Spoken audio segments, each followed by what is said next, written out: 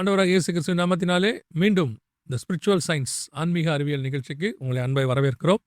ஆரம்பிக்கும் போது 2 முக்கியமான விஷயத்த சொல்லிடுறேன். ஒன்று, வாய்ஸ் ஆஃப் பைபிள் பிரதருடைய சேனல், அதுலேயும் போய் நீங்கள் பாருங்கள். அவனுடைய லிங்க் கீழே இருக்குது, அதையும் நீங்கள் போய் பார்த்து அதில் நிறைய ப்ரோக்ராம்ஸ் வரும், அதையும் பாருங்கள். 2வது, போன தடவை லாஸ்ட்டாக சொன்னேன், இப்போ முதல்ல சொல்கிறேன். உங்களுடைய கேள்விகள் இந்த ஸ்பிரிச்சுவல் சயின்ஸாக இருக்கட்டும், பிப்ளிக்கல் சம்மந்தப்பட்ட தியாலஜியாக இருக்கட்டும், உங்களுக்கு என்ன சந்தேகங்கள் இருக்குதோ அதை நீங்கள் எழுதலாம். ஏன்னா நாங்கள் தொடர்ச்சியாக 2 சீரீஸாக ஒரு 70-75 எபிசோடாக நாங்களே பேசிகிட்டு இருக்கோம். உங்களுடைய மனநிலை என்ன, நீங்கள் எந்த அளவுக்கு புரிஞ்சிருக்கிறீங்க, இல்லை உங்களுக்கு என்ன சந்தேகங்கள் இருக்குது, அதை உங்கள்கிட்ட ஷேர் பண்ணலாம் நாங்கள் விரும்புகிறோம். ஸோ இந்த WhatsApp number plus email ID இது 2த்துக்கு மட்டும்தான் நீங்கள் அனுப்பணும். கமெண்ட்டில் போடுற கொஸ்டின்ஸ்க்கு பதில் சொல்ல மாட்டோம், நாங்கள் ஏற்கனவே சொல்லிட்டோம். ஸோ இது ப்ராப்பராக ஒரு ப்ரோட்டோக்காலாக வச்சுருக்கோம். ஸோ இந்த வாட்ஸ்அப் நம்பருக்கும் இமெயில் ஐடிக்கும் உங்கள் கேள்விகளை அனுப்புங்க. நாம் வருகிற எபிசோட்ஸ்லேருந்து அதுக்கான பதில்களை பார்க்க போகிறோம். இன்றைக்கும் நம்ம கூட பிரதர் ரூபன் வந்திருக்காங்க. வாங்க அவங்களோட டிஸ்கஸ் பண்ணலாம். Praise Lord brother. Praise Lord. எப்படி இருக்கீங்க? நல்லா இருக்கேன். நீங்கள் எப்படி இருக்கீங்க? கர்த்தருடைய கிருபை அப்படியே போயிட்டே இருக்கு எல்லாமே.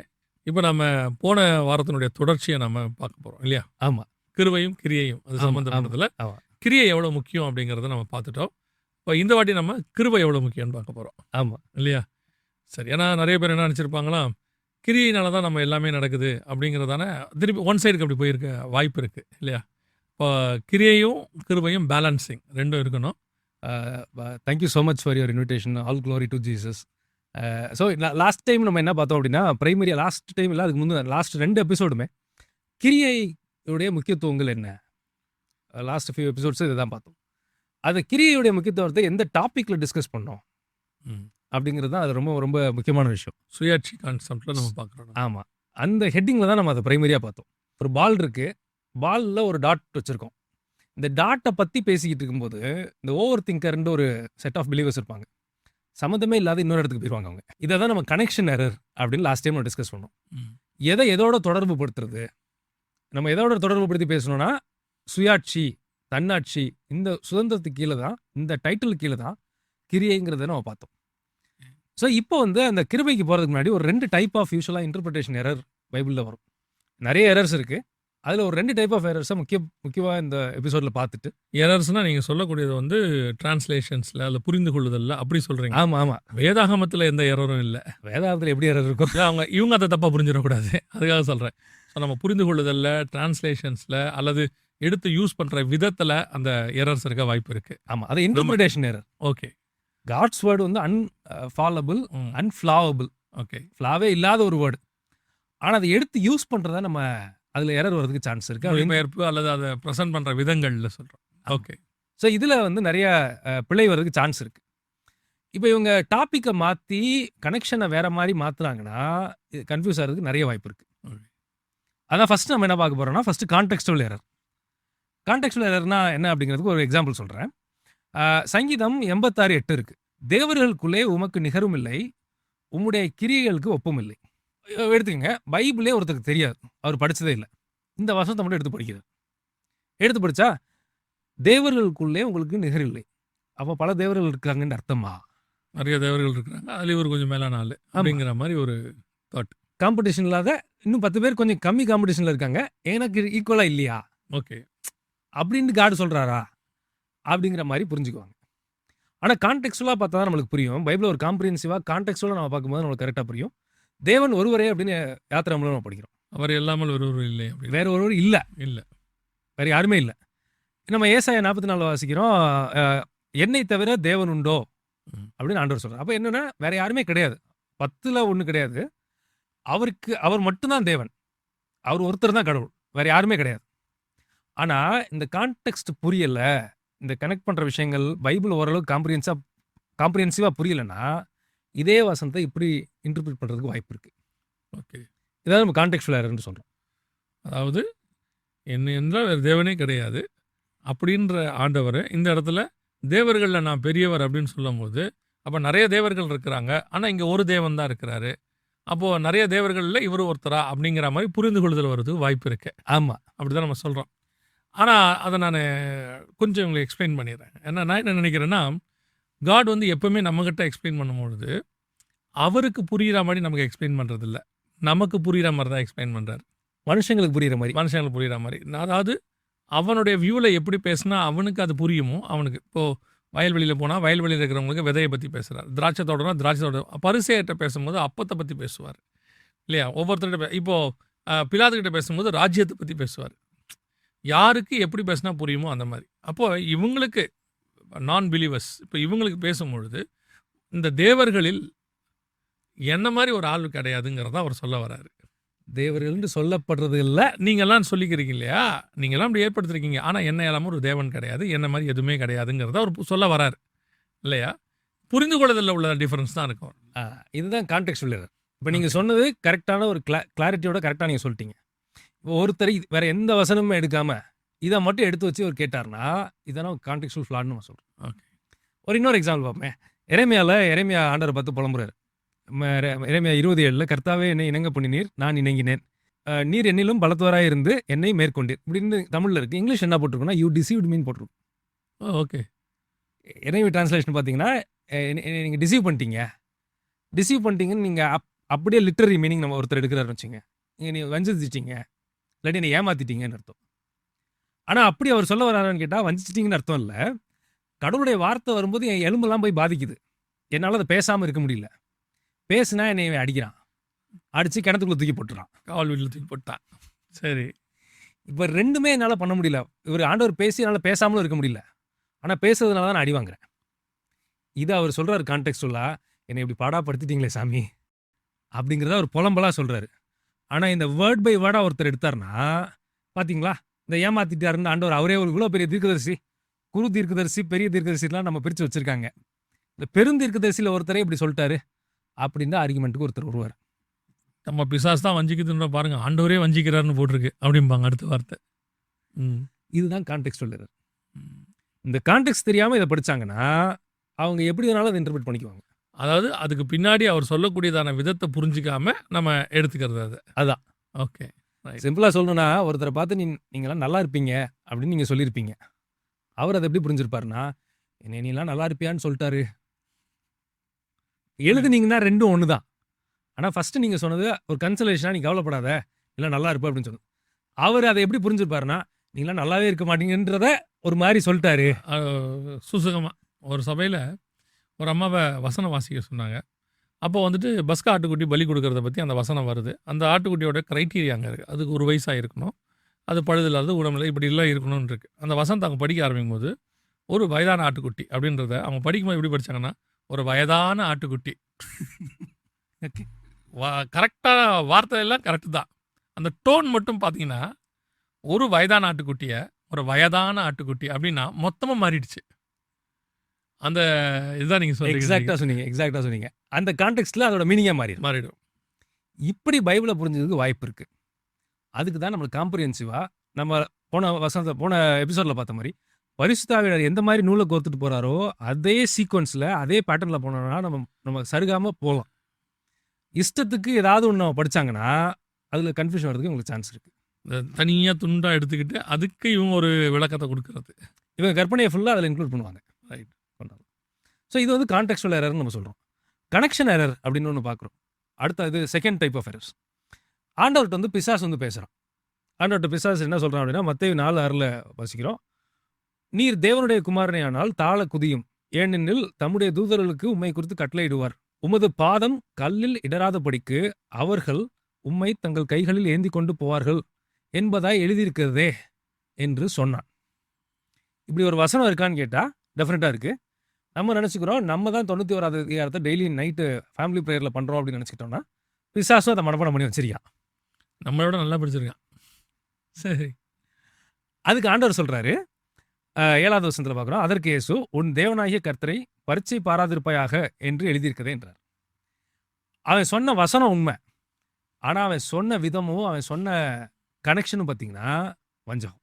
ஓகே, வசனம் இருக்குன்னா கேட்டால் இருக்கு, ஆனால் இவன் சொன்னது வஞ்சகம். அவரை கீழே தள்ளி சாகடிக்கிறதுக்காக சொன்னது.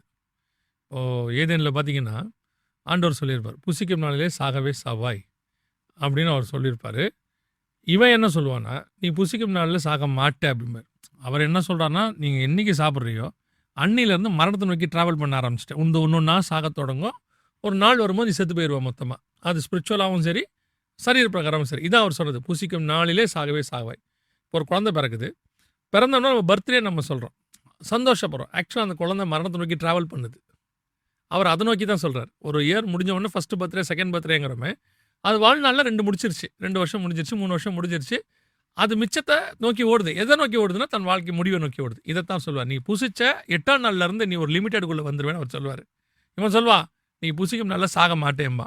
ஆமாம். அன்னைக்கு நீ சாக மாட்டேன். ஆமாம். இவனோட இன்னொரு ஒரு பாயிண்ட், அவனுக்கு கீழ்ப்படி வைக்கிறதும் இவனோட தாட் ஒன்று இருக்குது அதில். இவன் வசனம் உண்மை, ஆனால் அதை வஞ்சகமாக யூஸ் பண்ணி எனக்கு எப்படியாவது கீழ்ப்பற்ற மாட்டாரா அப்படிங்கிற இதில் தான் இவன் பேசுறது. இந்த ஆர்குமெண்ட்ஸ் பண்ணுவாங்க கொஞ்சம் பேர் உட்காந்து, நம்ம பைபிளோட ஆண்டவரோட ஆர்குமெண்ட் பண்ணுவாங்க. அவங்க வைக்கிற ஒரு மிகப்பெரிய கேள்வி என்னவாக இருக்கும்னு பார்த்தீங்கன்னா, சாவுக்கு எதுவான ஒன்றை புசித்தால் நீங்கள் சாக மாட்டேன்னு சொல்லியிருக்காரு தானே, இந்த விஷம் இருக்க கூடி அப்படிம்பாங்க. இப்போ நீங்கள் சொல்லக்கூடிய இந்த மெத்தட் உள்ள ஆட்கள் அவங்க எல்லாரும். அதுக்கு இந்த பிசாசு பேசுறதை கேட்கக்கூடாதுல்ல, அந்த புரிதல் நம்மளுக்கு இருக்கணும். பரிசித்து பாராத இருப்பாயாங்கன்னு இருக்குல்ல, அப்போ அந்த இடத்துல இந்த வசனம் வந்துடும். ஆனால் அவங்க சொல்லுவாங்க அதெல்லாம் கிடையாது. இயேசு சொன்னார்ல, சாவுக்கு எதுவான புசிச்சா நீ சாவ மாட்டேன்னு, எங்கே சாப்பிடு நீ சாவாமல் இருக்கியா நாங்கள் பார்க்குறோம் அப்படி. அவர் சொன்ன கான்செப்ட் என்னென்னா, உனக்கு தெரியாமல் அவங்க ஒரு சாப்பாடை கொண்டு கொடுத்தாலும் நீ சோதனை மட்டும் சாப்பிடு, அது உனக்கு ஒன்றும் செய்யாது அப்படின்னு. ஆனால் தெரிஞ்சு எடுத்து குடிச்சு அதுக்கு பேர் தற்கொலை. இவனுக்கு கீழ்ப்படிஞ்சு பண்ணிக்கிற கொலை. அவனுக்கு கீழ்ப்படி. ரெண்டாவது அவன் சொல்லி செஞ்சோம்னா அது கீழ்ப்படிதல். இந்த வசனமும் இப்போ நீங்கள் சொன்ன கான்செப்டும் இதுவும் ஒன்று தான் ஆக்சுவலாக. எக்ஸாக்டாக இதை தான் ஆக்சுவலி பிசாசு அவர்கிட்ட வந்து ட்ரை பண்ணுது. ஓகே, இதுதான் கனெக்ஷன். அது இப்போ இவன் நிறைய பேர் கேட்பாங்க, இயேசு கிறிஸ்து தன்னை தேவன் என்றால் ஒரே ஒரு இடத்துல எடுத்து காமிங்க, நான் இப்பயே தண்ணிக்குள்ளே குதிச்சு ஞானஸ்நானம் எடுத்துடுறேன்பா. ஆக்சுவலி அவன் வந்து இவன் ஞானஸ்நானம் எடுக்கிறதுக்கோ நம்புறதுக்கோ கேட்க மாட்டான், பிலீவரை கன்ஃபியூஸ் பண்ணுறதுக்காண்டி அவன் கேட்பான். அது ஒன்று. ஞானஸ்நானம் எடுக்காதிருக்கிறதுக்கு சொல்கிறான் அவன். எடுக்கணும் தான் ஞானஸ்நானம் எடுக்கிறவன் எந்த கேள்வி கேட்காம எடுத்துருவான். எடுக்கக்கூடாதுன்னு முடிவு பண்ணுறவன் தான் இந்த மாதிரி ஏடா உடம்பா உட்காந்து கேட்டுக்கிட்டு இருக்கிறது. கேட்பான்ல, இதெல்லாம் அந்த கனெக்ஷன் இருக்கிற பிரச்சனை. ஓகே, இப்போ கிருபையையும் கிரியையையும் இவங்க ஒரே பிளேட்டில் வச்சு மெர்ஜ் பண்ணி எந்த டாபிக் டிஃப்ரென்ஸ் இல்லாமல் இவங்க தப்பாக கனெக்ட் பண்ணாங்கன்னா முடக்கா ஏதாவது ஒரு கன்க்ளூஷன் வந்து நிற்பாங்க. இவங்க கற்பனை எல்லாத்தையும் அதுக்குள்ளே இன்க்ளூட் பண்ணிக்குவாங்க. அது வேற. அது எந்த ஆஸ்பெக்ட் கீழே எந்த டாபிக் கீழே நம்ம கிரியை செய்யணுங்கிறத 2 இதில் பார்த்துட்டோம். ஸோ இன்றைக்கி என்ன பண்ண போகிறோம்னா, இது 2ஐயும் வச்சுட்டு நம்ம வந்து பேலன்ஸ் பண்ண போகிறோம். ஸ்பிரிச்சுவாலிட்டியை பொறுத்தளவுக்கு நான் புரிஞ்சுக்கிட்டது ஒரு சின்ன ஒரு நூல்நிலை டிஃப்ரென்ஸ் தான் இருக்கும். ஒரு உதாரணம் சொல்லணும்னா, தாழ்மையும் தாழ்வு மனப்பான்மைன்னு ஒன்று இருக்குது. தாழ்மையை ஆண்டவர் விரும்புகிறார், தாழ்வு மனப்பான்மை சின். அது ஆண்டவர் வந்து அருவருக்கிற விஷயம், வெறுக்கிற விஷயம் அட்லீஸ்ட். ஆனால் இதை பார்த்தீங்கன்னா, தாழ்வு மனப்பான்மை ஒருத்தருக்கு இருக்குன்னா அவரை பார்க்குறதுக்கு தாழ்வு மாதிரி தெரியும். இதை டிஃப்ரென்ஷியேட் பண்ணி பார்க்குறது ரொம்ப கஷ்டம். அவர் என்ன நினச்சிட்டு இருப்பார், தாழ்மையில் தான் நம்ம இருப்போம்னு நினச்சிட்டு இருப்பார். அவருக்கே அது தெரியாது. தாழ்மையில் இருக்கிறவனுக்கு நான் இது அந்த டிஃப்ரென்ஸ் புரிஞ்சுக்கிறதுக்காக சொல்கிறேன். நீங்கள் ஸ்பிரிச்சுவலி புரிஞ்சதாக சொல்கிறேன். தாழ்வு மனப்பான்மையில் இருக்கிறவன் எப்பவுமே சோகமாகவும் துக்கமாகவும் தான் இருப்பான். தாழ்மையில் இருக்கிறவன் சந்தோஷமாக இருப்பான் கர்த்தருக்குள்ள. எக்ஸாக்டாக அதை நான் ஒரு ஸ்பிரிச்சுவல் டிஃப்ரென்ஸ்க்காக நாங்கள் சொல்கிறேன். மற்றவங்க எப்படி புரிஞ்சுக்கிறதுன்னு யாராவது கேட்டாங்க நினச்சாங்கன்னா அவங்களுக்காக சொல்கிறேன். டெஃபினட்டாக. ஸோ இதே மாதிரி நீங்கள் பாவ உணர்வுன்னு ஒன்று சொல்கிறோம், குற்ற உணர்ச்சின்னு ஒன்று சொல்கிறோம். பேதுருக்கு வந்தது பாவ உணர்வு, யூதாஸ்க்கு வந்தது குற்ற உணர்வு. Yes, exactly. ஆனால் இதை பார்க்குறதுக்கு 2 சேம் மாதிரி தெரியும் வெளியிலேருந்து பார்க்கும்போது. சவுல் போய் சாமுவேல்கிட்ட மன்னிப்பு கேட்டான், தாவீது போய் ஆண்டவர்கிட்ட மன்னிப்பு கேட்டான். 2 பேருமே அந்த இடத்துல காலில் விழுந்துட்டாங்க 2 பேரும். ஆனால் சவுலுக்குள் வந்தது குற்ற உணர்வு, தாவீதுக்கு வந்தது பாவ உணர்வு.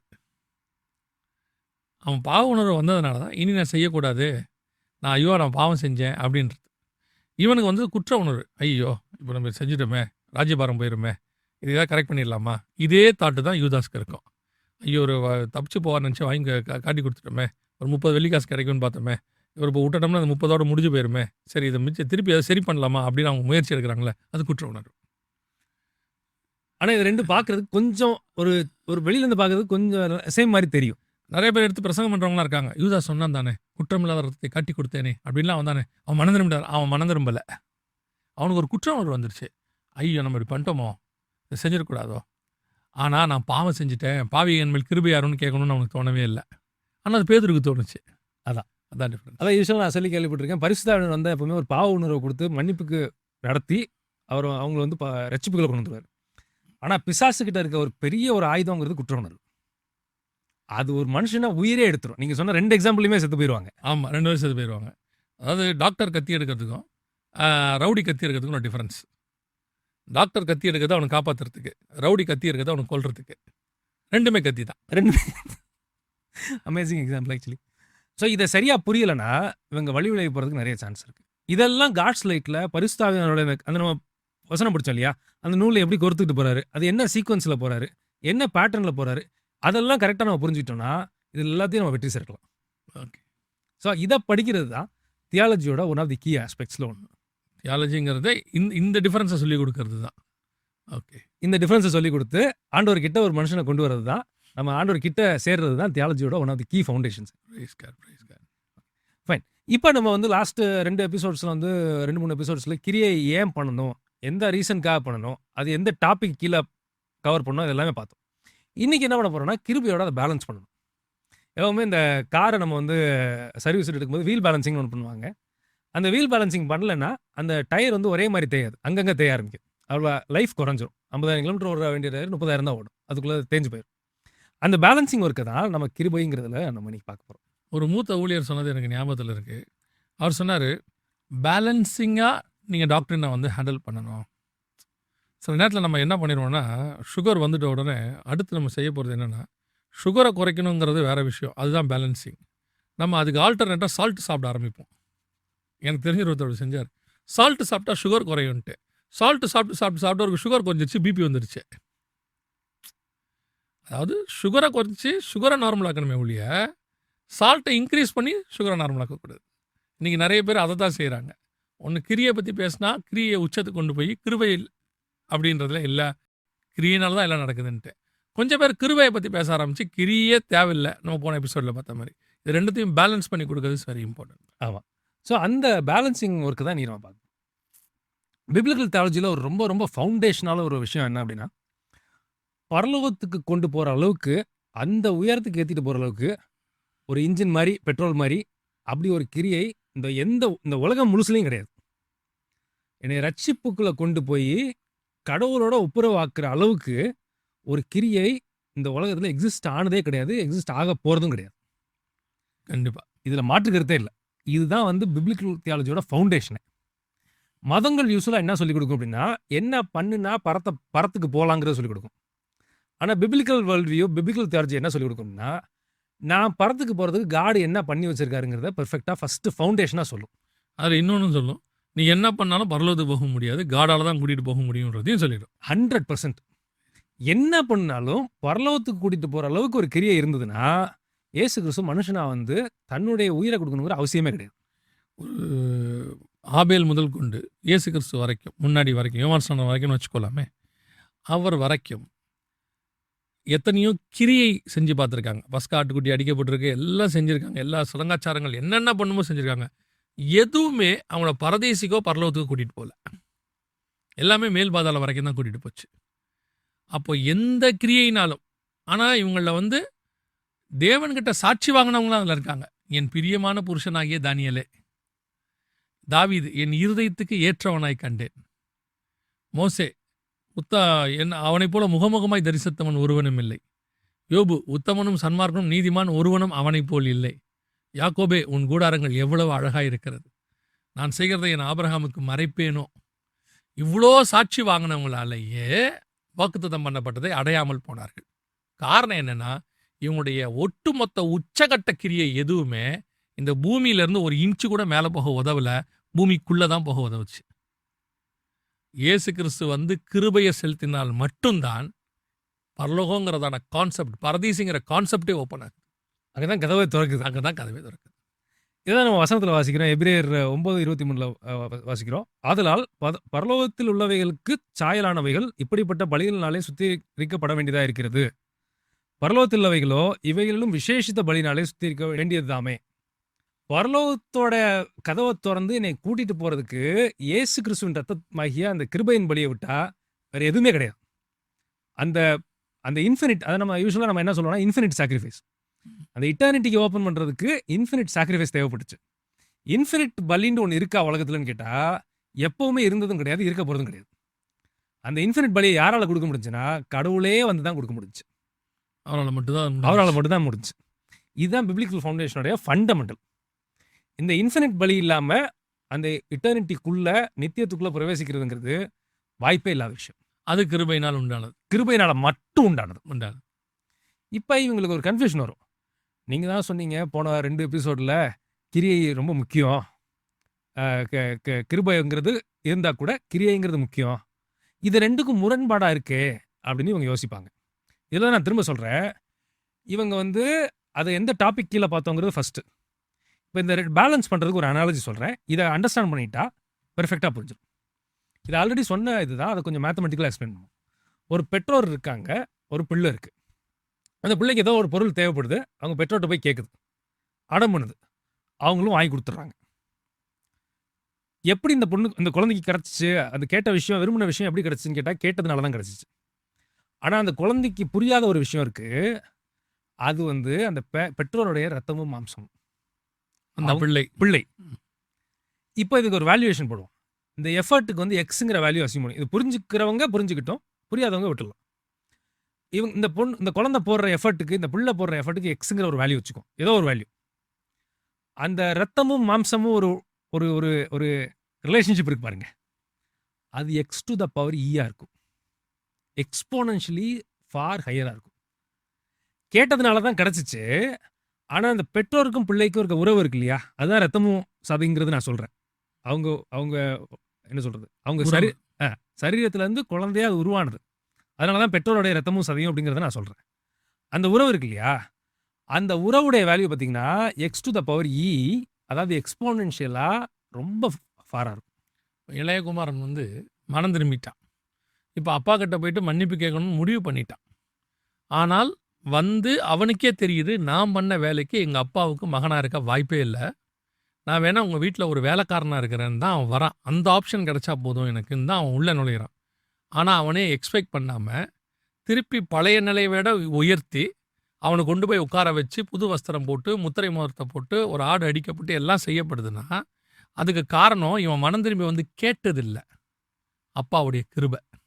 பிள்ளை கேட்டதுனால, கேட்டதுனால. இதே வேலைக்காரன் கேட்டால் மன்னிச்சு சரி போப்பா உண்மை செய்யாதுன்னு சொல்லி அமுச்சு விட்ருக்க முடியும். பையன் கேட்டதுனால திருப்பி அவனை அப்படியே ஏற்றுக்கொண்டு திருப்பி பழைய நிலைக்கு மாற்றுறது. இது கிரியையினால் உண்டானதல்ல. ஆனால் கிரியை தேவை. அவன் வரணும், அந்த இடத்துல இருந்து இங்கே வரணும், வந்து அவன் நிற்கணும். ஆனால் கிருபை தான் அவனை வீட்டுக்குள்ளே கூட்டிகிட்டு போகும். இப்போ நம்ம இதை போன எபிசோடோட கொஞ்சம் மேட்ச் பண்ணி பார்ப்போம். அவன் திரும்ப வந்தது அவனுக்கு சுயாட்சிக்கு உட்பட்ட விஷயம். அவன் டிசைட் பண்ணி ஏதாவது சாப்பாடு கொடுத்தா கூட போதும் அப்படின்னு முடிவு பண்ணி அந்த ஊர்லேருந்து திரும்ப நடந்து வந்தான்ல, அது அவன் சுயாட்சிக்கு உட்பட்ட டெசிஷன். அது கிரியை. இதை எதுக்கு கீழே நம்ம பார்க்குறோம்னா சுயாட்சிங்கிற டைட்டில் கீழே பார்க்குறோம். ஆனால் பிள்ளை வந்துச்சு அப்படிங்கிற அந்த ஃபீலிங் அப்பாவுக்கு வந்தது காரணம் அவன் யாருன்னா இவருடைய ரத்தமும் சதை.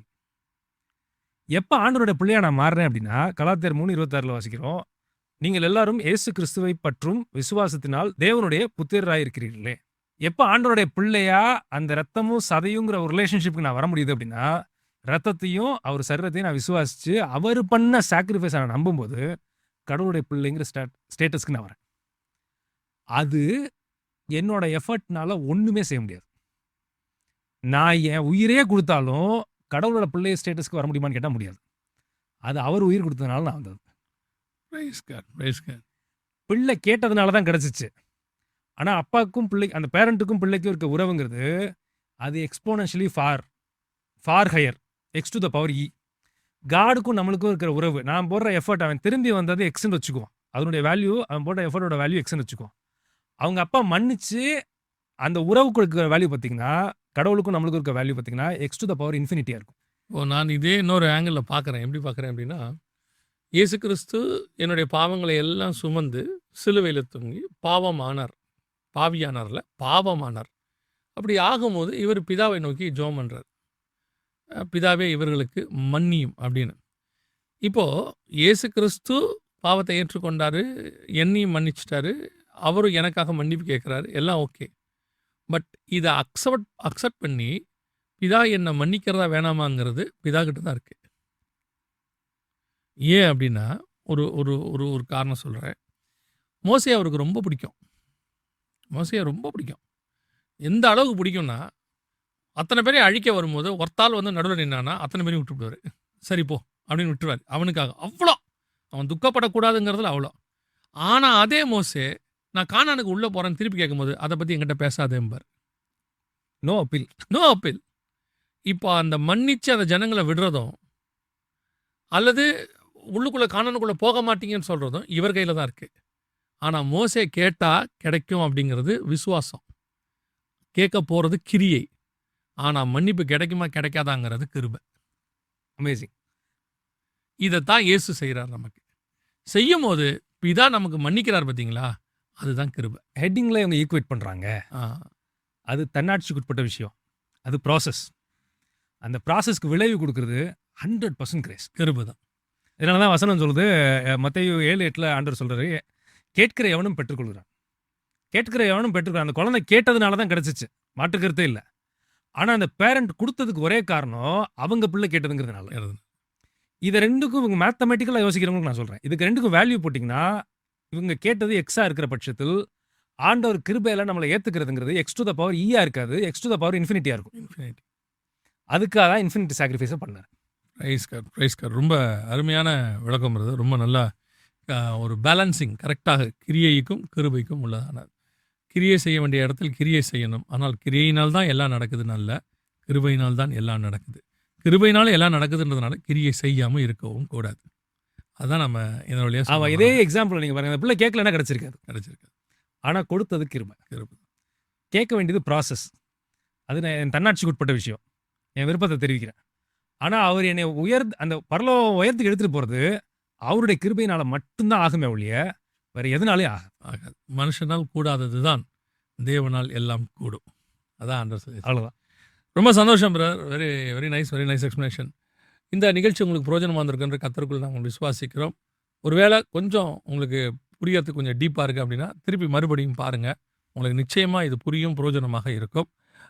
இந்த ப்ரோக்ராம்ஸ் ஒய்டிவிலையும் வரும், HLMலையும் வரும். நான் ஏற்கனவே சொன்ன மாதிரி உங்கள் கேள்விகளை இந்த வாட்ஸ்அப் நம்பருக்கும் இமெயில் ஐடிக்கும் அனுப்புங்க. வருகிற நாட்களில் உங்களுக்கான பதில்கள் சொல்லப்படும்.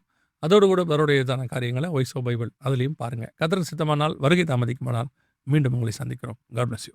Price the Lord.